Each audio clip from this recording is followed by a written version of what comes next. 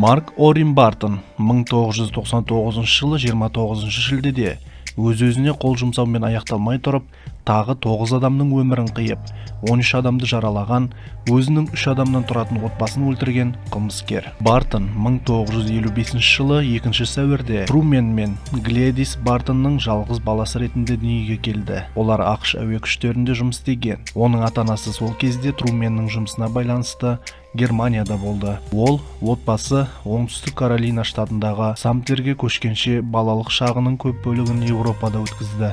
Жасөспірім кезінде Бартон галлюциногендік препараттарды теріс пайдалана бастайды және нәтижесінде кездейсоқ артық дозалану салдарынан жергілікті ауруханаларға бірнеше рет барады. Клемсон университетінде және кейіннен оңтүстік Каролина университетінде оқыған Бартон есірткіні пайдалану үшін оған төлем жасау үшін тонау жасайды. Ол ұсталады, қылмысы үшін айыпталып, психиатриялық терапиядан өтуге мәжбүр болады.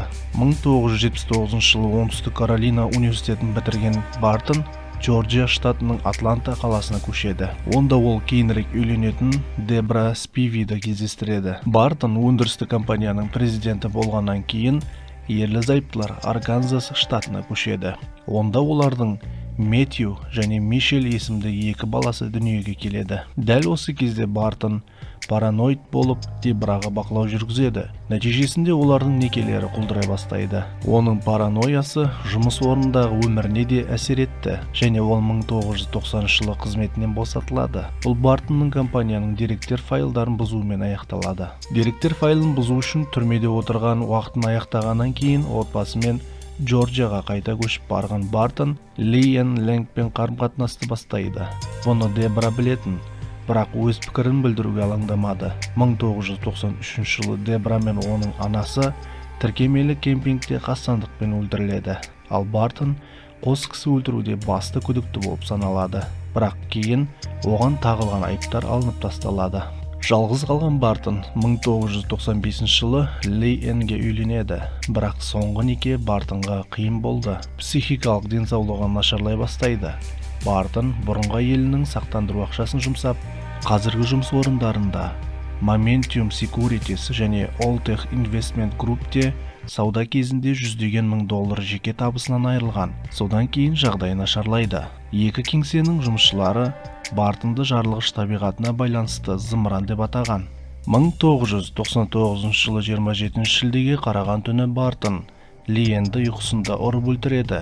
Таң атқанда ол Мэтью мен Мишельді де өлтіріп, оларды көрпемен жауып денелеріне полицияға жазбалар қалдырады. 29 шілдеде Бартон жақын маңдағы Бакхеттегі Momentum Securities кеңсесіне барып, 50 мың доллар қолма-қол ақша қалдыру үшін кездесуге келеді. Менеджерді күтіп тұрғанда ол бірнеше күндік саудагерлермен сабырмен сөйлеседі. Олардың барлығы оның қарлы екенін білмейді. Менеджер әлі оралмаған кезде Бартон сағат 14:45 шамасында 2 тапанша алып атыс бастайды. 4-ін өлтіріп, бірнешеуін жаралайды. 5 минуттық атудан кейін ол кеңседен шығып, Alltech Investment Group кеңсесіне қарай көшені кесіп өтеді. Ішіндегілердің бәрі олардан бірнеше фут қашықтықта болған қырғынды білмейді. Кеңсеге кіріп менеджердің бөлмесіне барған Бартон клиенттерді нысанаға алмас бұрын менеджерді және оның хатшыларын ұрып, қайтадан атуды бастайды. Бартон қайтадан қашып кеткенде тағы 5 адам қаза тауып, тағы бірнешеуі жараланады. Олардың үшеуі ауыр халде болады. Кісі өлтіру оқиғасынан кейін бірден билік Атланта аймағында Бартонды іздей бастайды. Ал полиция Бартонның үйіне келгенде оның отбасының мәйіттері мен оларға қалдырылған хаттарды табады. Бұл оқиғалар екі кеңседегі қырғыннан тайып тұрған қауымды да таңғалдырды. Шабуылдан 5 сағат өткен соң Бартонды өзінің фургонында қашып бара жатқан жаяу жүргінші байқап қалады. Ол микроавтобус туралы хабарлайды. Оның артынан көптеген полиция машиналары келеді. Оны аңдып жүргенін білмеген Бартон Аквордтағы жанармай құю бекетіне тоқтап, офицерлер оны қоршап алады. Шығу жолы жоқ, мылтықтарының бірін өзіне қаратып, өз-өзіне қол жұмсап, ашу ызасын аяқтайды. Бартонның ісі Атланта тарихындағы ең жан түршігерлік шабуылдардың бірі ретінде сақталып қалды. Ол отбасын өлтіргенде Бартон оларды балғамен ұрып тастаған.